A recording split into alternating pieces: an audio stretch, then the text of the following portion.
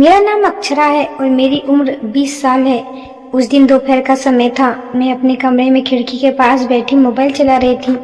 बाहर बादल छाए हुए थे और ठंडी हवा कमरे के पर्दे को धीरे धीरे हिला रही थी। घर में अजीब सी खामोशी थी क्योंकि पापा सुबह ही अपने ऑफिस निकल गए थे और दीदी किचन में दोपहर के खाने की तैयारी कर रही थी। तभी अचानक मेरा मोबाइल बज उठा। मैंने लापरवाही से स्क्रीन की तरफ देखा, लेकिन अगले ही पल मेरा चेहरा गंभीर हो गया। नंबर पूरी तरह अनजान था। आज तक उस नंबर से कभी कोई कॉल नहीं आई। कुछ पल मैं सोचती रही कि कॉल उठाऊं या नहीं, लेकिन फिर जाने क्यों दिल ने कहा कि शायद कोई जरूरी बात हो। मैंने गहरी सांस लेकर कॉल रिसीव कर ली। मैं अभी हेलो ही बोलने वाली थी कि दूसरी तरफ से एक भारी और गंभीर आवाज सुनाई दी। अगर अपनी बड़ी बहन को सुरक्षित देखना चाहती हो तो आज से अपने ही घर पर नजर रखना। जिस इंसान पर तुम सबसे ज्यादा भरोसा करती हो वही तुम्हारी बहन की सबसे बड़ी परेशानी है। देर मत करना वरना बहुत पछताओगी। इतना कहकर उसने बिना मेरी बात सुने फोन काट दिया। मैं कुछ सेकंड तक मोबाइल कान से लगाए खड़ी रह गई।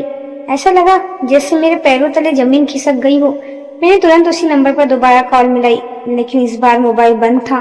मेरे मन में एक साथ सैकड़ों सवाल घूमने लगे। आखिर वह आदमी कौन था? उसे मेरी बहन के बारे में कैसे पता था और उसने ऐसी बात क्यों कही? मैं जितना इस बात को मजाक समझने की कोशिश कर रही थी उतना ही मेरा दिल घबराने लगता। अचानक मुझे महसूस हुआ कि पिछले कुछ महीनों से घर में बहुत सी ऐसी बातें हो रही थी जिन्हें मैंने कभी गंभीरता से लिया ही नहीं था। मैंने मोबाइल बिस्तर पर रखा और धीरे धीरे कमरे से बाहर निकल आई। सामने किचन में मेरी बड़ी बहन सोनाली खाना बना रही थी। उनके चेहरे पर हमेशा की तरह हल्की मुस्कान थी, लेकिन आज न जाने क्यों मुझे उनकी मुस्कान के पीछे छिपा हुआ दर्द साफ दिखाई दे रहा था। उनकी उम्र 30 साल थी। वह मेरे सगे चाचा की बेटी थी। कई साल पहले सड़क हादसे में चाचा चाची की मौत हो गई। तब से वह हमारे घर में रह रही थी। मेरी माँ का देहांत तो उससे भी पहले हो चुका था। इसलिए सोनाली दीदी ने कभी मुझे छोटी बहन की तरह तो कभी माँ की तरह संभाला था। मेरी हर छोटी बड़ी जरूरत का ध्यान वही रखती थी। उन्होंने कभी मुझे एहसास ही नहीं होने दिया कि मेरी माँ इस दुनिया में नहीं है। शायद यही वजह थी कि मैं उनसे बहुत ज्यादा जुड़ी हुई थी। लेकिन पिछले कुछ समय से मैंने उनमें बदलाव महसूस करना शुरू कर दिया था। पहले वह खुलकर हंसती, हर बात मुझसे साझा करती थी, लेकिन अब अक्सर चुप चुप रहने लगी थी। कई बार उनकी आंखें रोने की आवाज से लाल होती थी और पूछने पर वह हर बार यही कह देती कि रात को ठीक से नींद नहीं आई। मैं उनकी बात मान लेती थी, लेकिन आज उस रहस्यमय काल के बाद मुझे लगने लगा कि शायद सच्चाई कुछ और ही है। मेरे दिल में पहली बार यह डर पैदा हुआ कि कहीं सचमुच मेरी दीदी किसी ऐसी परेशानी में तो नहीं जिसके बारे में मुझे बिल्कुल भी पता नहीं। मैं कुछ देर तक किचन के दरवाजे पर खड़ी चुपचाप दीदी को देखती रही। वह गैस पर सब्जी चला रही थी, लेकिन उनका ध्यान कहीं और था।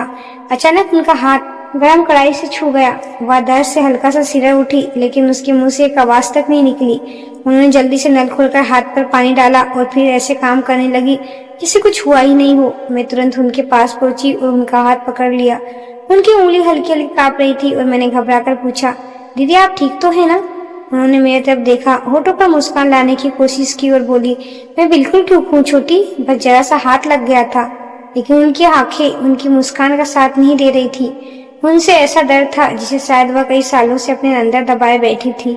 मैंने धीरे से कहा, दीदी अगर कोई परेशानी हो तो मुझे बता दीजिए, मैं अब छोटी नहीं रही।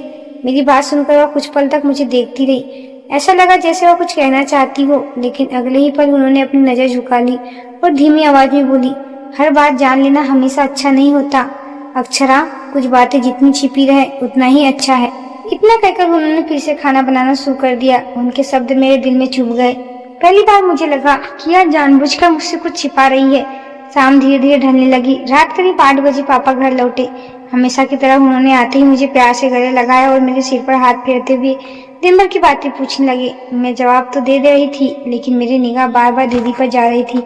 जैसे ही पापा ने उन्हें पानी लाने के लिए आवाज दी, मैंने साफ देखा कि उनके चेहरे का रंग उड़ गया और घबराई हुई चाल से किचन में गई, ट्रे में पानी रखा और कांपते हाथों से पापा के सामने गिलास रख दिया। एक पल के लिए गिलास उनके हाथ से फिसलते फिसलते बचा। पापा ने उन्हें घूरते हुए देखा और तुरंत सिर झुकाकर पीछे हट गई। यह दृश्य देखकर मेरे मन में फिर वही अनजान काल गूंजने लगा, सबसे बड़ा दुश्मन तुम्हारे घर के अंदर है। खाना खाते समय भी माहौल अजीब था। मैं कुछ बोलती तो पापा समान तरीके से जवाब देते, लेकिन जैसे ही दीदी की तरफ देखते उनके चेहरे पर एक अजीब सी शक्ति आ जाती। दीदी बिना कुछ बोले सबकी प्लेट में खाना परोस रही थी। उन्होंने खुद मुश्किल से 2 निवाले खाए और फिर बर्तन उठाकर किचन में चली गई। मुझे महसूस हो रहा था कि इस घर में सब कुछ सामान दिखाई जरूर देता है, लेकिन भीतर बहुत बड़ा तूफान छिपा हुआ है। उस रात मैंने मन ही मन फैसला कर लिया, अब मैं किसी की बात पर भरोसा करके चुप नहीं बैठूंगी। चाहे जो हो जाए, मैं सच्चाई जानकर रहूंगी। अगर सचमुच मेरी दीदी किसी मुसीबत में है तो उन्हें उस मुसीबत से निकालना मेरी जिम्मेदारी है। मुझे नहीं पता था कि अगले कुछ दिनों में जो सच मेरे सामने आने वाला था वह मेरी पूरी दुनिया बदल देगा। उस रात मैं बहुत देर तक सोई नहीं थी। बिस्तर पर लेटे लेटे मेरे दिमाग में बस वही अनजान काल और दीदी का अजीब व्यवहार घूमता रहा।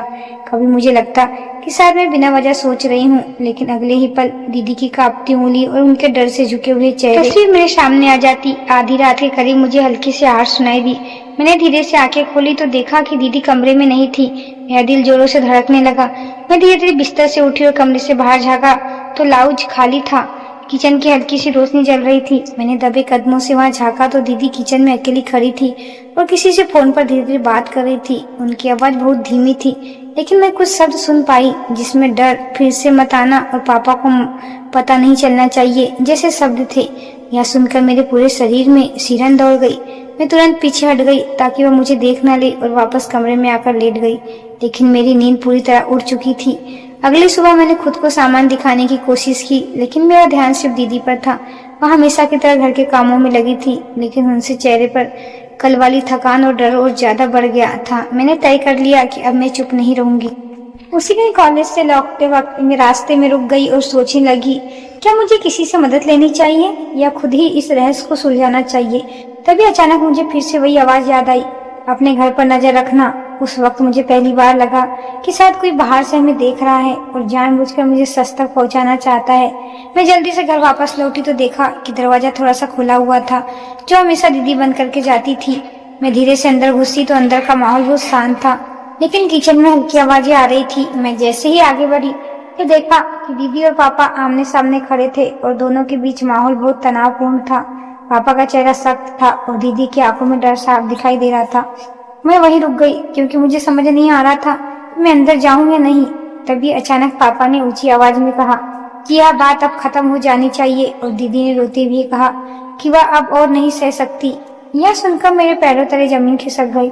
मुझे समझ आ गया था कि इस घर में कुछ बहुत बड़ा खतरनाक सच छुपा हुआ है और अब मैं उससे दूर नहीं रह सकती। मैं दरवाजे के पास ही जम गई। पापा और दीदी की आवाजें अब साफ सुनाई दे रही थी। पापा बहुत सख्त लहजे में बोले, मैंने कहा था यह बात बाहर नहीं जानी चाहिए, तुम समझ नहीं रही हो क्या। और दीदी की आवाज टूटती हुई आई, मैं अब और नहीं सह सकती, हर दिन डर के साथ जीना आसान नहीं है। यह सुनकर मेरा दिल जोर जोर से धड़कने लगा। मैं आगे बढ़ते ही हिम्मत नहीं कर पा रही, लेकिन अंदर से कुछ मुझे रोक भी नहीं रहा था। तभी अचानक दीदी की नजर मेरी तरफ पड़ गई और वह घबरा गई, जैसे उन्होंने कुछ गलत कर दिया हो। उन्होंने तुरंत अपना चेहरा दूसरी तरफ कर लिया और कमरे में सन्नाटा छा गया। पापा ने भी मुझे देख लिया था। उनके चेहरे पर कुछ पल के लिए अजीब सी झिझक आई, लेकिन फिर उन्होंने शांत होने की कोशिश की और बोले, तुम कब आई। मैं कांपती आवाज में बस इतना ही कह पाई कि मैं अभी अभी आई हूँ। माहौल इतना भारी था कि मैं वहाँ और खड़ी नहीं रह सकी और अपने कमरे में आ गई, लेकिन मेरा दिमाग पूरी तरह उलझ चुका था। रात को दीदी मेरे कमरे में आई। उनका चेहरा सूजा हुआ था, जैसे वह बहुत रोई हो, और मेरे पास बैठी वो लंबे समय तक कुछ नहीं बोली। फिर धीरे से बोली, अक्षरा, कुछ बातें होती है जो समझाने से ज्यादा तोड़ देती है। मैं उनकी तरफ देखती रही और बोली, तो फिर आप मुझे सच क्यों नहीं बता देती। वह कुछ सेकंड चुप रही और फिर उठकर चली गई बिना जवाब दिए। अगले दिन मैंने फैसला किया कि अब मैं पीछे नहीं हटूंगी। मैंने चुपके से दीदी का मोबाइल चेक करना शुरू किया। उसमें एक चैट मिली जो किसी आर नाम के व्यक्ति के साथ थी। उसमें कुछ ऐसे मैसेज थे जो वो डरावने थे, जैसे अगर तुम्हें सच बताया तो सब खत्म हो जाएगा और तुम्हारे घर में सब कुछ मेरे कंट्रोल में है। यह पढ़कर मेरे हाथ कांपने लगे। तभी पीछे से आवाज आई, तुम क्या देख रही हो। मैं मुड़ी तो दीदी खड़ी थी और उनके चेहरे पर गुस्सा और डर दोनों था। मैं कुछ बोल नहीं पाई। उन्होंने तुरंत मेरा हाथ पकड़कर मोबाइल छीन लिया और बहुत तेज आवाज में बोली, तुम्हें इसमें नहीं पढ़ना चाहिए था अक्षरा। उस पर मुझे पहली बार यकीन हो गया कि यह सिर्फ घर का मामला नहीं है, बल्कि कोई बहुत बड़ा खतरनाक खेल हमारे पूरे परिवार के साथ खेला जा रहा है और उसमें हम सब फंस चुके हैं। दीदी के हाथ में मोबाइल छीनते ही कमरे में कुछ सेकंड के लिए सन्नाटा छा गया। वह कांप रही थी, लेकिन उनकी आंखों में अजीब सा डर था, जैसे उन्हें डर मुझसे नहीं बल्कि किसी और चीज से हो। उन्होंने धीरे से मोबाइल अपने पीछे छिपा लिया और बोली, तुम्हें समझ नहीं है अक्षरा, ये चीज तुम्हारे लिए नहीं है, दूर रहो इन सब से। उनकी आवाज में पहली बार मुझे शक्ति सुनाई दी, जो पहले कभी नहीं थी। मैं चुपचाप उन्हें देखती रही और फिर धीमे स्वर में बोली, अगर मैं दूर रह गई तो क्या आप सुरक्षित रहोगी? मेरी बात सुनकर वह एक पल के लिए रुक गई, जिससे उनके पास इसका कोई जवाब ही नहीं था। फिर बिना कुछ बोले कमरे से बाहर चली गई। उस दिन के बाद घर का माहौल और भी ज्यादा भारी हो गया। पापा ज्यादा चुप रहने लगे और दीदी हर समय किसी न किसी चिंता में डूबी रही थी। मुझे साफ लगने लगा था कि दोनों मुझसे कुछ बहुत बड़ा छुपा रहे हैं। उसी शाम मैं घर के बाहर गली में खड़ी थी कि फिर वही एहसास हुआ जैसे कोई मुझे देख रहा हो। मैंने मुड़कर देखा तो दूर सड़क किनारे वही मास्क वाला आदमी खड़ा था, जो पहले भी मुझे कई बार दिखाई दिया था। इस बार वह कुछ नहीं बोला, बस मुझे देखता रहा और फिर धीरे धीरे वहां से चला गया। मेरा दिल जोर जोर से धड़कने लगा। मैं भागकर घर के अंदर आई और सीधे अपने कमरे में बंद हो गई। रात को अचानक बिजली चली गई और पूरा घर अंधेरे में डूब गया। उसी अंधेरे में मुझे लाउड से हल्की आवाज सुनाई दी, जैसे कोई धीरे धीरे चल रहा हो। मैं डरते डरते बाहर निकली तो देखा कि दीदी लाउड में किसी से फोन पर बात कर रही है, लेकिन इस बार उनकी आवाज ज्यादा घबराई हुई थी और वह बार बार कह रही थी, नहीं, मैं अब और नहीं कर सकती, इसे उसे मत बताना। अचानक उनकी नजर मुझ पर पड़ी, तुरंत चुप हो गई। उस पर मुझे साफ लगा कि दीदी किसी ऐसे जाल में फंसी है जिससे निकलना आसान नहीं है। अगले दिन सुबह जब मैं कॉलेज जाने के लिए निकली तो दरवाजे पर एक छोटा सा लिफाफा पड़ा था, जिस पर सिर्फ एक ही लाइन लिखी थी, अब सच तुम्हारे बहुत करीब है अक्षरा। और उसी पल मुझे समझ आ गया कि यह खेल अब मेरे हाथ से बाहर नहीं रहा। उस लिफाफा को हाथ में लेते ही मेरे हाथ ठंडे पड़ गए। वह कागज सामान नहीं लग रहा था, जैसे किसी ने जानबूझकर बहुत सोच समझ कर उसे वहां रखा हो। मैंने इधर उधर देखा, लेकिन गली में कोई भी नहीं था। दिल जोर जोर से धड़क रहा था। फिर भी मैंने हिम्मत करके लिफाफा खोला। अंदर एक छोटा सा कागज था, जिस पर सिर्फ एक लाइन लिखी थी, अगर तुम सच जानना चाहती हो तो आज रात 9 बजे पुराने मंदिर के पीछे अकेले आना। यह पढ़ते ही मेरे दिमाग में हजारों सवाल एक साथ घूमने लगे। क्या यह वही आदमी है जो मुझे पहले से चेतावनी दे रहा था, या यह कोई नया जाल? मैंने कुछ देर सोचा और फिर कागज जेब में रखकर घर के अंदर चली गई। उस दिन पूरे दिन बेचैन रही। दीदी मेरे सामने आने से बच रही थी। पापा भी सामान से ज्यादा चुप थे। उनकी आंखों में एक अजीब सी बेचैनी थी। रात होते होते मेरा फैसला पक्का हो गया कि मुझे वहां जाना ही होगा। ठीक 9 बजे मैं धीरे धीरे घर से बाहर निकली। दिल इतना जोर से धड़क रहा था कि मुझे अपने कदमों की आवाज भी तेज लग रही थी। सड़कें सुनसान थी और हवा में एक अजीब सी ठंडक थी। मैं पुराने मंदिर की तरफ बढ़ी तो हमारे घर के कुछ दूर पर था। मंदिर के पास पहुंचते ही मुझे लगा जैसे कोई मुख मुझे देख रहा है। अचानक पीछे से किसी के कदमों की आवाज आई। मैं घबराकर पलटी तो वही मास्क वाला आदमी खड़ा था। इस बार वह बिल्कुल पास था। मैंने कांपती आवाज से पूछा, तुम आखिर चाहते क्या हो? वह कुछ सेकंड चुप रहा, फिर धीरे से बोला, मैं तुम्हारी मदद कर रहा हूँ, लेकिन अगर तुमने सही समय पर सही कदम नहीं उठाया तुम्हारी बहन हमेशा के लिए खो जाएगी। यह सुनकर मेरे पैरों तले जमीन खिसक गई। मैंने फिर पूछा, मेरी बहन के साथ क्या हो रहा है? उसने इधर उधर देखकर धीमी आवाज में कहा, तुम्हारे घर में जो दिखता है वह सच नहीं है अक्षरा, और जो सच है वह बहुत खतरनाक है। तभी दूर से किसी की आवाज आई और वह आदमी तुरंत पीछे हट गया। मैंने देखा सड़क के मोड़ पर कोई और भी खड़ा था। वह कौन था मैं समझ नहीं पाई, लेकिन इतना साफ था कि यह मामला सिर्फ घर तक सीमित नहीं रहा, बल्कि किसी बड़ी साजिश का हिस्सा बन चुका है, और मैं उसके बिल्कुल बीच में खड़ी थी।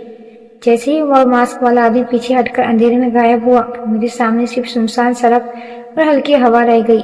मेरे कानों में उसकी आखिरी बात गूंज रही थी, तुम्हारे घर का सच बहुत खतरनाक है। मैं कुछ सेकंड वहीं खड़ी रही, फिर हिम्मत करके घर की तरफ लौट आई, लेकिन इस बार मेरे अंदर डर से ज्यादा सवाल थे। घर पहुंची तो दरवाजा अंदर से बंद था, जो आमतौर पर दीदी समय पर बंद कर देती थी, लेकिन आज ऐसा लगा जैसे किसी ने जल्दी जल्दी बंद किया हो। मैं धीरे से अंदर घुसी तो लाउंज में हल्की रोशनी जल रही थी और दीदी सोफे पर बैठी हुई थी। उनका चेहरा पूरी तरह उतरा हुआ था। जैसे ही उन्होंने मुझे देखा वह तुरंत उठ खड़ी हुई और घबराकर बोली, तुम कहाँ गई थी इतनी रात? मैंने उनकी आंखों में देखते हुए धीरे से कहा, सच जानने। मेरी बात सुनते उसके चेहरे का रंग उड़ गया और कुछ कदम पीछे हटी और कांपती आवाज में बोली, तुम उससे मिली थी ना? मैं हैरान रह गई, किससे? लेकिन उन्होंने जवाब नहीं दिया। उसी वक्त पापा अपने कमरे से बाहर आए। उनका चेहरा पहले से ज्यादा गंभीर था। उन्होंने मुझे घूर कर देखा और कहा, तुम्हें रात में बाहर नहीं जाना चाहिए था अक्षरा। उनकी आवाज में ऐसी शक्ति थी जो मैंने पहले कभी महसूस नहीं की थी। मैं अब डर नहीं रही थी, बल्कि गुस्सा और जिद दोनों मेरे अंदर आ चुके थे। मैंने सीधे कहा, अगर घर में सब ठीक है तो फिर हर कोई मुझसे सच क्यों छुपा रहा है? मेरे सवाल पर कमरे में सन्नाटा छा गया। दीदी की आंखों में आंसू आ गए और वह धीरे धीरे फूट फूट कर रोने लगी। यह देखकर मैं पूरी तरह टूट गई। पापा कुछ पल चुप रहे, फिर धीमे स्वर में बोले, कुछ बातें ऐसी होती हैं जो तुम्हें पता नहीं चलनी चाहिए थी। उनकी यह बात सुनते ही मेरे अंदर का शक और गहरा हो गया।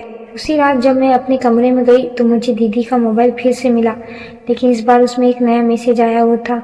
अब बहुत देर हो चुकी है, खेल शुरू हो गया है। यह पढ़कर मेरी सांसें रुक गई और मुझे समझ आ गया कि कोई हमें सिर्फ देख नहीं रहा बल्कि हर कदम को कंट्रोल कर रहा है और अगला कदम हमारे पूरे परिवार की किस्मत तय कर देगा। उस मैसेज को पढ़ते ही मेरे हाथ कांपने लगे और मैं तुरंत दीदी के कमरे की तरफ भागी। दीदी बिस्तर पर बैठी रो रही थी और पापा खामोश खड़े थे, जैसे किसी भारी बोझ के नीचे दबे हो। मैंने सीधे फोन स्क्रीन दिखाकर पूछा, ये कौन है जो हमें कंट्रोल कर रहा है? इस पर पापा चुप नहीं रहे। उन्होंने लंबी सांस ली और कहा, अब सच छुपाने का कोई फायदा नहीं है। दीदी फूट फूट कर रोने लगी और बोली, अक्षरा, जिस आदमी को तुम मास्क वाला समझ रही थी वही हमें बचाने आया है। मैं हैरान रह गई। उसी पल दरवाजे पर जोर से दस्तक हुई और वो मास्क वाला आदमी अंदर आ गया, लेकिन इस बार उसके साथ कुछ पुलिस वाले भी थे। उसने मास्क हटाया और कहा, मैं रितेश हूँ और जो कुछ भी इस घर में हो रहा है वो सब मैं कई महीनों से ट्रैक कर रहा था। फिर उसने दीदी की तरफ देखकर कहा, तुम्हें अब डरने की जरूरत नहीं है। उसने बताया कि पापा लंबे समय से दीदी को गलत तरीके से कंट्रोल कर रहे थे, धमकाते थे और चुप रहने पर मजबूर कर रहे थे ताकि परिवार की इज्जत बाहर न जाए। दीदी के चेट और सबूत पुलिस को पहले ही दे दिए गए थे और उसी वजह से वह उस रात हमें बचाने आया था। मैं यह सुनकर पूरी तरह टूट गई। मुझे यकीन नहीं हो रहा था कि मेरे अपने घर में इतना बड़ा सच छुपा है। पापा ने नीचे से झुका लिया और कुछ नहीं बोला। पुलिस पहले से सबूत लेकर आई थी, इसलिए उन्हें वहीं गिरफ्तार कर लिया गया। दीदी कांपती हुई मेरे पास आई और मुझे गले लगा ली। कुछ दिनों बाद केस पूरी तरह खत्म हुआ और पापा को सजा हो गई। धीरे धीरे हमारी जिंदगी बदलने लगी। दीदी ने रितेश से शादी कर दी और मुझे भी उन्होंने अपने परिवार की तरह अपनाया। कुछ साल बाद मेरी पढ़ाई पूरी हुई और मेरी भी शादी एक अच्छे इंसान से हो गई। आज मैं एक शांत और सुरक्षित जिंदगी जी रही हूँ, लेकिन उस दिन के बाद मैंने एक बात हमेशा के लिए सीख ली, कभी कभी अपने ही घर में खामोशी सबसे बड़ा खतरनाक होती है। तो दोस्तों, आपको यह कहानी कैसी लगी कमेंट बॉक्स में ज़रूर बताएं। अगर अच्छी लगी हो तो आगे ही ऐसी वीडियो पाने के लिए हमारे चैनल को लाइक शेयर सब्सक्राइब जरूर करें। धन्यवाद।